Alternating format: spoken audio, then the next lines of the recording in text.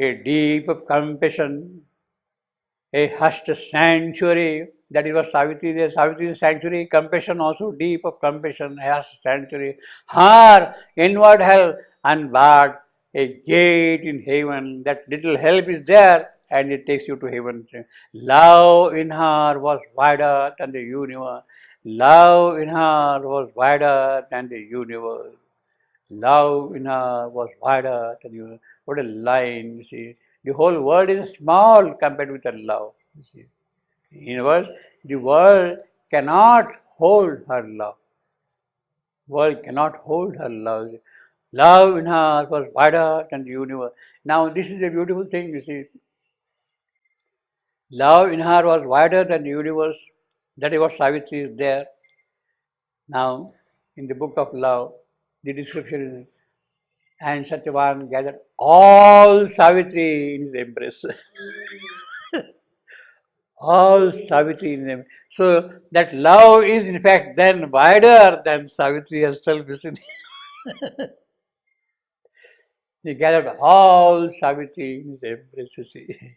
All Savitri. What a beautiful description again, you see. Beauty. A deep of compassion. That is Daya, compassion is there only. A hushed sanctuary. So it is a holy place, very quiet, nice, tranquil. Her inward help unbarred a gate, it will open the gate to heaven. Love in her was wider than the universe. The whole world could take refuge in a single heart. Yet there will be more space for many other worlds to come and live in that, you see.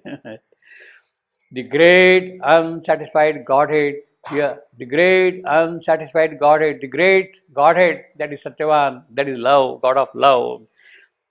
Great, unsatisfied, because he was not able to find a nest, a place, a shrine where he could live happily. But now here is one, the great unsatisfied Godhead here could dwell. So that is the perfect shrine for his dwelling. He said, vacant to the vassal imprisoned air, her mood could harbor his sublime breath. Spiritual, that that can make all things divine. Spiritual, that can make all things divine. Now, spiritual, that can make all things divine. It does not always happen that the spiritual things will become divine. That does not always happen. It happens when she is there.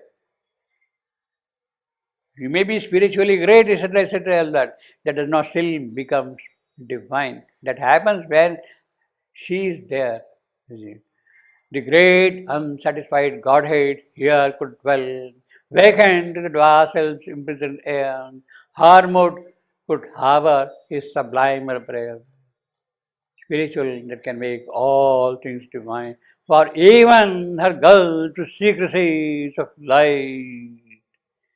See, what appears to be gulf follows. Even there, the hidden light is there, the presence of light is there. But even her girl to secrecies of light. At once she was a stillness and a word. At once she was a stillness and a word. The whole of spiritual metaphysics is packed in one line. At once she was a stillness and a word. Stillness, passive Brahman, word, active Brahman. Both of them are present simultaneously in her. The power of expression, that is the active Brahman, the word. Stillness, the quiet that holds the divine possibilities.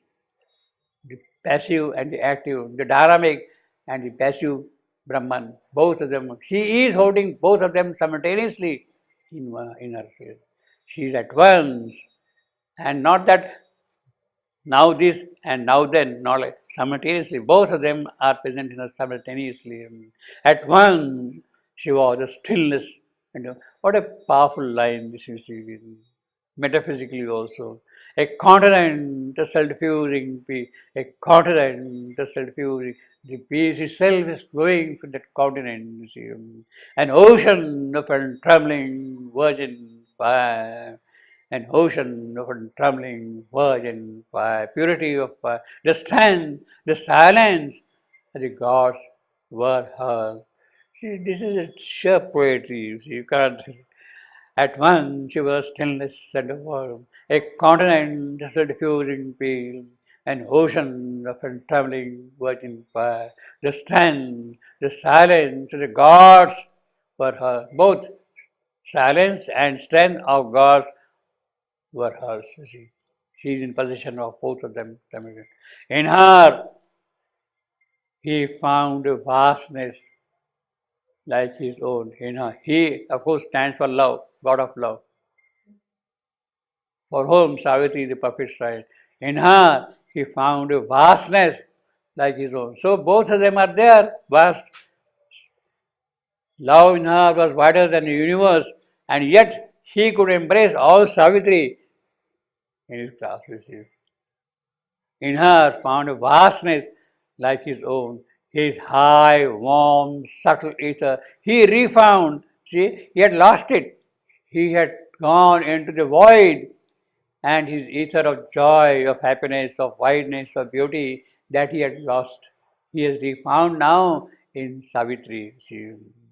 In her, he found a vastness like his own, his high, warm, subtle ether he refound and moved in her as in his natural home. Obviously, natural. She is a home for him, she is a shrine for him, he is residing there naturally. In her, he met his own eternity. He had lost that eternity, he has refound it, and it is in her that he will. So this is the direction of Savitri, you see. Absolutely amazing. Absolutely amazing. I mean, one has to just read it on and on. You see, this whole these 51 lines, one has to just keep on reading again and again, and then you see the beauty of the whole poetry. Also, it's a different type of poetry, pure, sustained, overmind poetry. 51 lines. Now, well, we'll continue this thing a little more next time, but let us. Yeah. Okay. We will quickly read this passage. Pure overmind poetry, this one. Now, this is a little historical background of this passage. Amal Kiran was writing great poetry in the 1930s. And Shebendu, he knew that Shebendu was engaged in writing Savitri. And he wanted to have some kind of a sample of what kind of that poetry would be, Amal Kiran. And he requested Shebendu on one occasion, can you please give me a sample? In fact, in one of his letters, Shivandu had sent 2 lines from his Savitri at that time. And then this man got interested in it. He took the occasion, screwed up, so to say, Shivandu, and said, where are these lines from? And then, of course, Shivandu said Savitri. Then he said, can I please have a longer passage of this line? Of this line, you see. And then for the first time, nobody knew until then anything about Savitri. Nobody. Because of this request from Amal Kiran, on 25th October 1936, for the first time, Shebendu had given a passage of 31 lines at that time, sent Amal Kiran at that time. So, Savitri walked out of Shebendu's room for the first time on 25th October 1936. He sent that passage to Amal Kiran on a piece of paper. So, she's walking out now from the room, see. And of course, it will go through Nalinikant Gupta. He was the person, messenger between them. Of course, he would not see anything at all, but he knew that something was happening between Amal Kiran. Huh? No, nobody knows. Nobody knows at that time. Nobody. Then should be celebrated as an important date when Savitri for the first time walked out of Shivandu's room, proclaiming, I go out now to give illustrious boons to wide world. This was in fulfillment of the request that the following 31 lines were sent out, lines belonging to an earlier adopter Savitri. Means these 51 lines, what we had read just now, at that time in 36, there were only 31 lines. And it is these 31 lines which were sent by Shebendo to Amal Kiran. So we'll read those 31 lines. You can read here, you can see here. Near to us, wideness, intimate with heaven. This is the same passage now. Exalted and sweet, a young, large in spirit, voyaging towards the splendor of calm, overflew the waves of thought and bound things. Ardent was her poise and stumbling will, her mind a sea of white sincerity, passionate in one, passionate in flow, had not one turbid way. Some lines are missing here, you see. As an mystic and dynamic dance, a priestess of immaculate ecstasy, inspired and ruled from truth's revealing form, moves in some prophet cavern of the God, a heart of silence and hands of joy, inhabited with its creativity, a body like a parable of dawn, that seemed an ish for veiled divinity, or golden temple door to things beyond. Immortal rhythm swayed in her time-bound stem. Her look, her smile awoke celestial sense, even awoke celestial sense in this earth stuff.